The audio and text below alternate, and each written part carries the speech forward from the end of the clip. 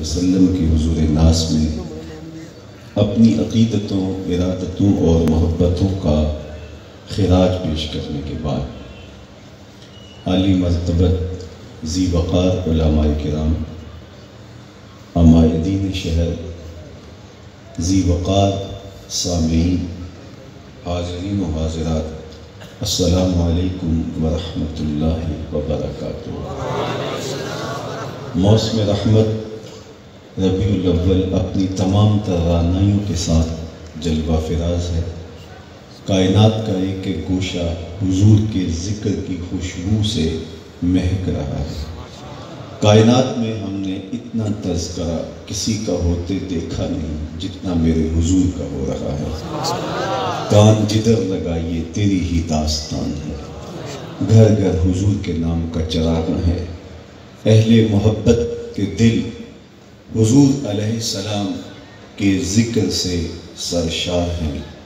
صدیوں قبل حضور اس دنیا پہ جلوہ گر ہوئے تھے، لیکن ماحول کی شگفتگیاں بتاتی ہیں جیسے کوئی کل ہی گزر کے گیا ہو۔ زمین سے آسمان تک، آسمان سے لامکان تک ہے، کہاں کھولے تھے گیسو یار نے، خوشبو کہاں تک ہے۔ اور اہل ایمان کو حضور کے ذکر سے قرار ملتا ہے۔ میرے شہر کے ایک پنجابی شاعر نے کہا تھا، تینوں سینے دی میں ٹھنڈ آکھاں، تینوں سینے دی میں ٹھنڈ آکھاں، شہد گلاب تے کھنڈ آکھاں۔ پروفیسر انور مسعود صاحب ہیں تو مزاحیہ شاعر، لیکن جب نعت لکھنے پہ آئے تو قلم توڑ دیا۔ ان کا نام لبوں پر آئے، میٹھا میٹھا منہ ہو جائے۔ ان کے بول بہاروں جیسے اور اصحاب ستاروں جیسے۔ ان سا پیارا اور نہ کوئی، ان سے بچھڑ کے لکڑی روئی۔ جب وہ سیر کو جایا کرتے، سر پہ بادل سایا کرتے۔ عقیدتوں کے رنگ بکھر رہے ہیں، محبتوں کی خوشبو پھیلی ہے، اور حضور کے تذکار کی مہک سے مشام ہستی معطر ہوتے چلے جا رہے ہیں۔ شیخ مہدی الفاسی مطالع المسرات شرح دلائل الخیرات میں لکھتے ہیں، حضور کا ذکر سن کر جس شخص کے کلیجے میں ٹھنڈ نہیں پڑتی، اس کے سینے میں دھڑکنے والا دل کسی مومن کا دل ہی نہیں۔ تو کیوں نہ ہمیں قرار ملے، کیوں نہ ہمیں تسکین ہو۔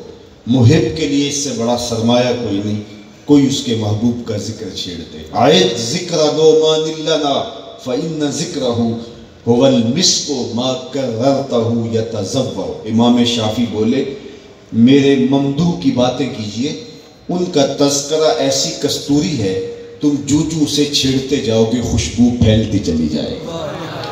تو ذکر رسول اہل ایمان کو تسکین دیتا ہے، قرار اور راحت بخشتا ہے۔ کیا کسی نے کہا تھا کہ مطرب سے کہو کہ چھیڑے ذرا اس جان تمنا کا قصہ۔ مطرب سے کہو کہ چھیڑے ذرا اس جان تمنا کا قصہ۔ مطرب سے کہو کہ چھیڑے ذرا اس جان تمنا کا قصہ۔ اللہ اکبر۔ ان کا قصہ دل آویز، ان کا تذکرہ جاں فضا بھیانک لمحوں کے اندر قرار بخشتا ہے اور دل کو تسکین دیتا ہے۔ محب کو تذکرہ محبوب قرار بخشتا ہے۔ رومی علیہ الرحمہ تمثیل سے بہت بڑی کہانی کو بیان کرنے کا فن جانتے ہیں۔ انہوں نے ایک تمثیل سے اس مسئلے کو واضح کیا کہ کسی نے دیکھا مجنو ریت کے اوپر لیلا لیلا لکھ رہا ہے، تو رک کے پوچھا، یہ کیا کر رہے ہو؟ گفت، مشق نام لیلا می کنم، خاطر خود را تسلی می دہم۔ کہنے لگا کہ میں اپنے محبوب کا نام لکھ لکھ کے دکھی دل کو قرار دے رہا ہوں۔ تو رومی کہتے ہیں، اگر لیلا کا نام مجنو کو تسکین دیتا ہے تو حضور کا نام امتی کو تسکین نہیں دیتا۔ اور میں تو کہا کرتا ہوں، میں خانہ سہارا دیتا ہے، نہ جام سہارا دیتا ہے، ہم کو تو مدینے والے کا ایک نام سہارا دے۔ روح تک ٹھنڈ اترتی ہے جب ان کا نام لیا جائے، ان کا ذکر کیا جائے، اور پھر ہم حضور کے محب کہلاتے ہیں۔ تو محب کے لیے محبوب کا تذکرہ، محبوب کا ذکر قرار باطن ہے۔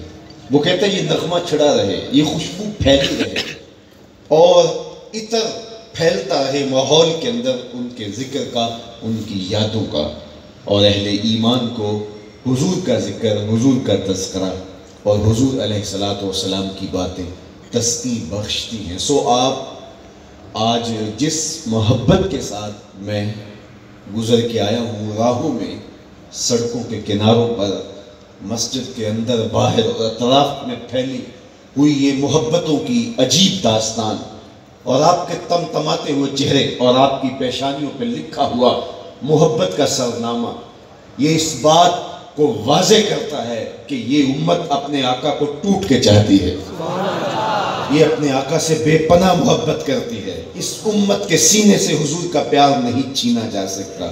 یہ سرمایہ حیات ہے، یہ زندگی کا قرار ہے، یہ باطن کا اجالا ہے، اور اسی نام سے بزم عالم میں چراغاں ہوگا۔ اقبال نے اپنے فلسفے کا خلاصہ ان لفظوں میں بیان کیا: قوت عشق سے ہر پست کو بالا کر دے، دہر میں اسم محمد سے اجالا کر دے۔ اس دنیا میں جب بھی چراغاں ہوا میرے حضور کے نام سے ہوگا، میرے حضور کے ذکر سے ہوگا۔ تو آئیے میں اور آپ اس نبی کا تذکرہ جاں فضا کرتے ہیں جن کے لیے بزم عالم تخلیق کیے گئے۔ اور میں تمہیں پہلے مسجد نبوی کے صحن میں لے چلتا ہوں۔ ہجوم عاشقاں ہے، ایک مجلس وفا ہے۔ حضور حجرہ نور میں بیٹھے ہیں تو وہاں سے اٹھے اور مسجد نبوی کے صحن میں آئے اور صحابہ سے آ کے سوال کیا: ما اجلسکم، کیوں بیٹھے ہو؟ تو انہوں نے جو جواب دیا سنیے، صحیح مسلم میں روایت ہے، امام نسائی نے اس کو اپنی سند کے ساتھ روایت کیا، اور بھی لوگوں نے۔ ما اجلسکم، کیوں بیٹھے ہو؟ مقصد جلوس کیا ہے؟ کوئی آپ سے بھی تو پوچھ سکتا ہے کہ یار رات بڑی تیزی کے ساتھ گزرتی چلی جا رہی ہے، ماحول میں خنکی بھی ہے اور ٹھنڈ جو ہے وہ گدگدا رہی ہے، لیکن اس کے باوجود آپ کھلے صحن میں بیٹھے ہیں، تمہیں کیا ہو گیا؟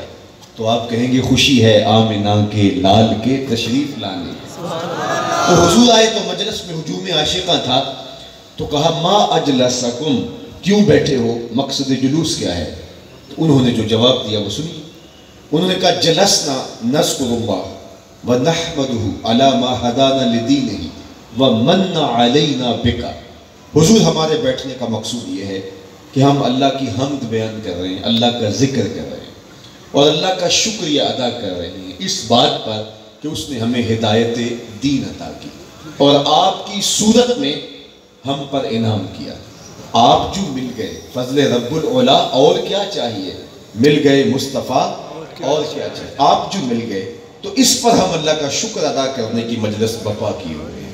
بات تو سادہ سی تھی، لیکن میرے حضور نے کہا کیا تم اس بات پہ قسم دے سکتے ہو کہ اسی لیے بیٹھے ہو؟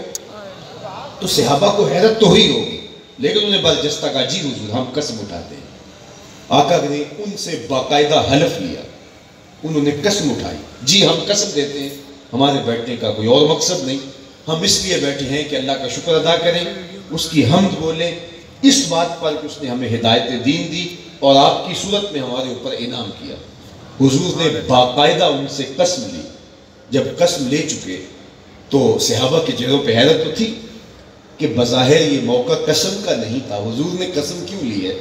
تو حضور علیہ السلام نے فرمایا صحابہ ابھی میں نے تم سے جو قسم لی ہے یہ کسی تہمت کی بنیاد پر نہیں لی، تمہارے قول کی صداقت پر مجھے کوئی شک نہیں گزرا تھا کہ میں نے قسم سے تصدیق کی ہو، بلکہ ماجرا کچھ اور تھا، اور وہ کیا کہ تم یہاں بیٹھے تھے، میں حجرے میں تھا، اتانی جبریل علیہ السلام، میرے پاس جبریل امین حاضر خدمت ہوئے، فاخبرانی ان اللہ یباہی بکم الملائکہ، انہوں نے مجھے کہا محبوب ذرا باہر نکل کے منظر تو دیکھو، تمہارے صحابہ کے اس عمل پر اللہ فرشتوں میں ناز کر رہا ہے۔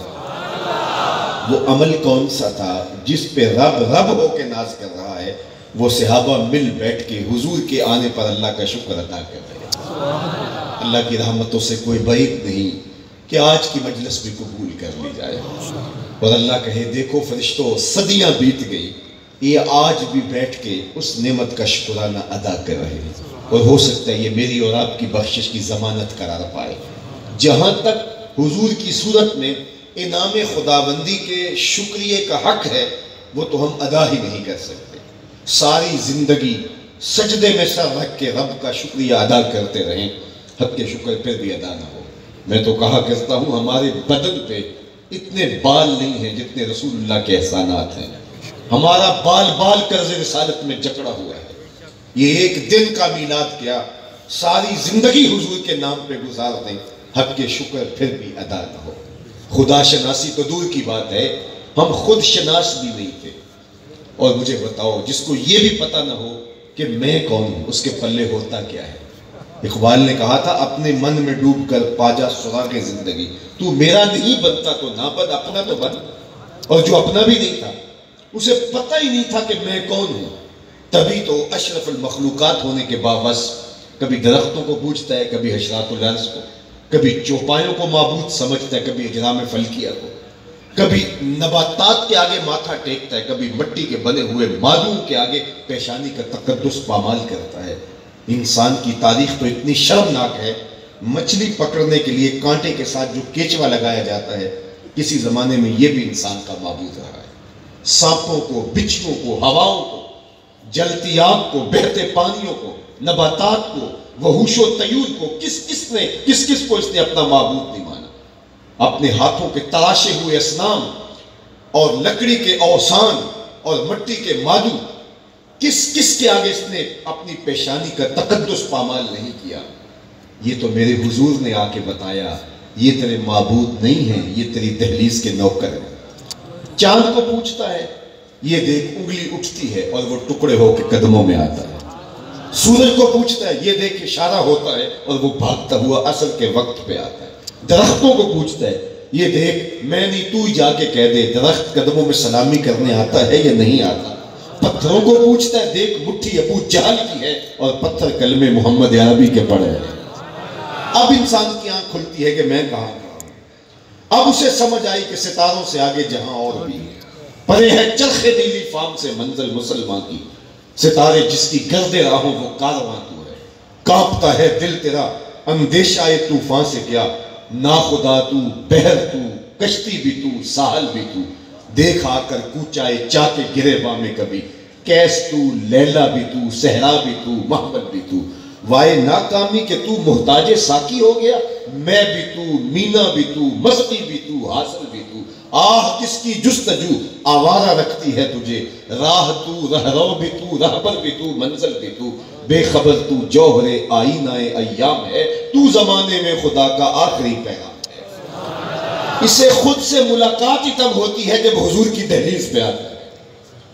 اب اس کا لہجہ بدل گیا، وہ جو پتھروں کو، درختوں کو، اشرات الارض کو، چوپایوں کو پوچھتا تھا، اب اس کا بدلا ہوا لہجہ دیکھیے۔ اب وہ بولتا ہے، فرشتہ کہنے سے میری توقیر گھٹتی ہے۔ اب اس کی ٹون ہی بدل گئی، فرشتہ کہنے سے میری توقیر گھٹتی ہے، میں مسجود ملائک ہوں، مجھے انسان رہنے دو۔ اب اسے پتا چلا کہ میں کون ہوں، اسے اپنے آپ سے ملاقات ہی حضور کے در پہ ہوتی ہے۔ سید سلیم گیلانی نے کیا خوب کہا، نہ خرد کی روشنی تھی، نہ جنوں کی آگہی تھی۔ ذرا غور کیجئے، نہ خرد کی روشنی تھی، نہ جنوں کی آگہی تھی، تیری رہبری سے پہلے یہ جہاں جہاں نہیں تھا۔ تیری رہبری سے پہلے یہ جہاں جہاں نہیں تھا۔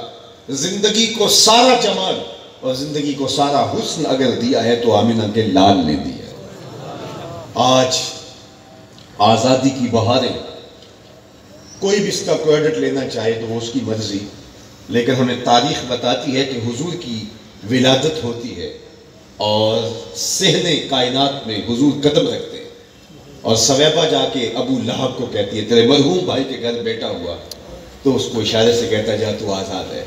تو گویا حضور نے کائنات میں قدم رکھا، غلامی کی زنجیریں ٹوٹنے لگتی، اور پھر اتنے طریقے دیے غلام آزاد کرنے کے، قسم توڑ بیٹھو غلام آزاد کرو، کفارہ اظہار میں غلام آزاد کرو، روزہ توڑ بیٹھو غلام آزاد کرو، ویسے ترغیب دی، اس کا ثواب بتایا۔ صرف حضرت عبدالرحمن ابن عوف رضی اللہ تعالیٰ عنہ نے اپنی زندگی میں 30,000 غلام آزاد کیے، باقی اصحاب نے غلامی ختم ہو گئی۔ آج انسان آزادی میں سانس لے رہا ہے تو یہ صدقہ ہے محمد عربی کے قدموں کا۔ اگر وہ جلوہ گر نہ ہوتے تو وہی تیرگی ہوتی، وہی ظلمت ہوتی۔ غلام جس ذلت اور جس کربناک زندگی میں اپنے روز و شب بسر کرتا تھا وہ کس سے مخفی؟ آقا کا جوتا بھی دھوپ سے اٹھا کے چھاؤں میں رکھتا تو آقا اس پہ بھی کوڑے مارتا کہ تو نے مجھ سے پوچھا کیوں نہیں ہے؟ تیری اوقات کہ تو میرے جوتے کو میرے پوچھے بغیر چھو لے؟ وہ لاکھ کہے جناب جوتے خراب ہو رہے تھے، لیکن آقا اس کی دلیل ماننے کے لیے تیار نہیں تھا، اس لیے کہ غلام کی کوئی حیثیت نہیں ہوتی۔ اقبال نے بھی کہا تھا غلامی کیا ہے؟ ذوق حسن و زیبائی سے محرومی، جسے زیبا کہیں آزاد بندے ہے وہی زیبا۔ بھروسہ کر نہیں سکتے غلاموں کی بصیرت پر کہ دنیا میں فقط مردان حر کی آنکھ ہے بینا۔ بھلا غلام کی بھی کوئی دلیل ہوتی ہے، اس کی بھی کوئی منطق ہوتی ہے، اس کی دلیل میں بھی کوئی وزن ہوا کرتا ہے؟ تو غلام اپنے آقا کا جوتا بھی نہ چھو سکے عزت کے بغیر، اور میرے حضور معراج سے واپس پلٹے اور آ کے کہیں بلال تو کون سا نیک عمل کرتا ہے، میں جنت میں تیرے قدموں کی آہٹ سنی ہے۔ کیا خیال ہے اس ایک جملے نے دور غلامی کی ساری تھکن اتار نہیں دی ہوگی؟ اور بلال فرش چھٹ کے فراز عرش پہ نہیں پہنچ گیا ہوگا؟ جو آقا کا جوتا بھی نہ چھو سکے اس کو دو جہاں کا سردار کہہ رہا ہے میں تیرے قدموں کی آہٹ سنتا رہا۔ تو یہ وہ تھا حضور کا لایا ہوا نظام حیات، یہ تھا حضور کا دیا ہوا انقلاب، یہ تھا حضور کے آنے سے بزم عالم میں چراغاں۔ یہ کون نہیں جانتا کہ بیٹیوں کو زندہ درگور کر دیتے تھے؟ سکا باپ اپنے ہاتھوں سے بیٹی کا گلا گھونٹ دیتا، وہ اپنی بیوی کو جھڑکتا، اس سے تم نے سانپ کو جنم دیا ہوتا تو اچھا تھا، اور ریت تلے اس بچی کو دبا دیتے، اس کی سسکیاں، اس کی چیخیں، اس کی آہیں دب جاتی، کوئی FIR نہ کٹتی، کوئی اس کے لیے موم بتیاں نہ جلاتا، اس کے لیے کوئی جلوس، کوئی ہمدردی، کوئی ایک جملہ، کوئی نہ آرٹیکل لکھا جاتا۔ وہ ریت کے اندر دبی ہوئی معصوم بچیاں، ان کے آنسو بھی وہی جذب ہو جاتے، ان کی سسکیاں بھی وہی دم توڑ جاتی، اور ظالم باپ اتراتا ہوا آتا کہ میں نے اپنی آبرو بچا لی ہے، میں نے اپنی عزت بچا لی ہے۔ اور میرے حضور نے اس زمانے میں کھڑے ہو کے کہا بیٹیوں کو قتل کرنے والے سن لے، میری فاطمہ میرے جگر کا ٹکڑا ہے۔ یہ صرف کلمہ محبت ہی نہیں ہے، یہ کلمہ جہاد بھی ہے۔ اس ظالمانہ سماج میں یہ کہنا جہاں بیٹیوں کو زندہ درگور کیا جاتا ہے کہ میری بیٹی میرے جگر کا ٹکڑا ہے، اور آج بیٹی کا نام آتے ہی باپ کے دل میں دقت پیدا ہو جاتی ہے، اس کے دل میں محبت کے جذبات جنم لینا شروع ہو جاتے ہیں۔ یہ درد کہاں سے ملا انسانیت کے سینے میں، آیا کہاں سے؟ میں اپنے شہر کی ایک مارکیٹ میں ایک بوڑھے شخص کو دیکھا کہ اس نے اپنی کمر پہ بوریاں لا دی ہیں، تو رک کے کہا کہ آپ اتنے بوڑھے ہو گئے ہیں تو کام کیوں نہیں چھوڑ دیتے؟ تو مجھے آج تک اس کا جملہ نہیں بھولا۔ اس نے یوں شہادت والی انگلی کھڑی کی اور مجھے کہا حضرت میری ایک بیٹی رہتی ہے جس کا بھی میں نے نکاح کرنا ہے۔ تو میں نے کہا یہ باپ تو بیٹیوں کو زندہ درگور کرتا تھا، آج یہ جھکی ہوئی کمر پہ بوریاں لاد کے مزدوری کرتا ہے، آج یہ پردیس کاٹ رہا ہے کہ میں نے بیٹیوں کے ہاتھ پیلے کرنے ہیں، آج بھائی فیکٹری میں اوور ٹائم لگا رہے ہیں، میں نے بہنوں کے ہاتھ پیلے کرنے ہیں۔ ان کے سینے میں بہنوں کا بیٹیوں کا پیار کس نے ڈالا؟ آواز آئی آمنہ کے لال کی زندگی کا کمال ہے۔ تو پھر ہم ان کا نام کیوں نہ لیں، ان کے محبت کا دم کیوں نہ بھرے؟ ہم وفا شیار لوگ ہیں، ہمارا رواں رواں نبی نبی بولے گا، ہمارا لہجہ لہجہ حضور کی یادوں سے معطر رہے گا۔ لیکن میں آپ سے یہ کہوں گا کہ صرف اپنی محبتوں کو جھنڈیوں تک محدود نہ کرنا، اپنی محبتوں کو بنیروں پر چراغاں کے ساتھ ہی محدود نہ کر دینا۔ جس طرح تم نے بازاروں میں جھنڈیاں لگائیں، دل کے ایک ایک پرت پہ حضور کے نام کی جھنڈی بھی لگاؤ۔ جس طرح تم نے منڈیروں پہ چراغاں کیا، دل کی اندھیر گلیوں کے اندر بھی نام محمد کا چراغاں کرو، اندر بھی روشنی ہو باہر بھی روشنی ہو۔ تمہارا طرز زندگی، تمہارا انداز معاشرت بتائے کہ تم نوکر حضور کے ہو۔ میرے استاد فرمایا کرتے تھے کہ یہ نہ ہو کہ لوگ تمہیں پوچھے تم کون ہوتے ہو اور تمہیں بتانا پڑے کہ جی ہم مسلمان ہوتے ہیں، یہ دیکھو مذہب کے خانے میں اسلام لکھا ہے۔ آپ فرمایا کرتے تھے یہ نہ ہو کہ کسی کو پوچھنا پڑے اور تمہیں دلیل دینا پڑے۔ کہا تیری وضاحت، تیرا طرز زندگی، تیرا انداز معاشرت ایسا ہونا چاہیے تم دور سے آ رہے ہو، لوگ پہچان کے کہیں وہ دیکھو آقا کا غلام آ رہا ہے۔ نور آنکھوں میں تو چہروں پہ اجالے ہوں گے، مصطفیٰ والوں کے انداز نرالے۔ دنیا میں بھی ان کے دم سے مقدر چمکا، محشر میں بھی ان کی رحمت کے حوالے ہوں گے۔ تو آئیے اپنے نبی کی سیرت کو اپنی روح میں جذب کیجئے، اور یہ محبت کا تقاضا ہے۔ جو جس سے محبت کرتا ہے، یا محبوب کا حکم تو حکم ہوا نا، حکم پہ تو جانیں بھی لٹتی ہیں، اور فصیلے دار پہ سروں کا چراغاں بھی کرنا ہوتا ہے، لیکن محبت میں محبوب کی منشا کو دیکھا جاتا ہے۔ محبوب حکم نہ بھی دے تو محب محبوب کی منشا کو سمجھتا ہے، یہ محبت کا رنگ ہے۔ مدینہ کی گلی سے حضور گزر رہے ہیں، اور ایک ایسا مکان تعمیر ہو رہا ہے جس طرز تعمیر کو حضور پسند نہیں کرتے۔ کسی سے پوچھا یہ کس کا ہے؟ کہا فلاں انصاری کا۔ گزر گئے، کسی نے جا کے اس کو بتایا حضور گزرے تھے، تیرا مکان دیکھا تھا، چہرے پہ پسندیدگی کے آثار نہیں آئے۔ اس نے کہا اچھا؟ کہا ہاں۔ اس نے کدال لیا اور مکان زمین کے برابر کر دیا۔ حضور 2-4 دن کے بعد دوبارہ گزرے تو ملبے کا ڈھیر پڑا تھا، تو فرمایا کہ بلاؤ اسے، صاحب خانہ کو بلایا گیا۔ کہا میں گزرا تھا، تیرا مکان تھا اور آج ملبے کا ڈھیر ہے، کیا ہوا؟ عرض کی حضور میں نے گرا دیا ہے۔ فرمایا کیوں؟ عرض کی سنا تھا آپ کو پسند نہیں، سنا تھا آپ کو پسند نہیں۔ میں اور آپ اپنے اندر اتریں اور غور کریں ہمارا کیا کیا حضور کو پسند ہے۔ اپنی نجی زندگی سے لے کے سیاسی زندگی تک، اپنے عقیقے سے لے کے ولیمے تک، اپنے انداز حیات سے لے کے انداز معاشرت تک، میں اور آپ اپنے اوپر غور کریں۔ آج ربیع الاول کی 12 تاریخ ہے اور اجالے ہی اجالے ہیں۔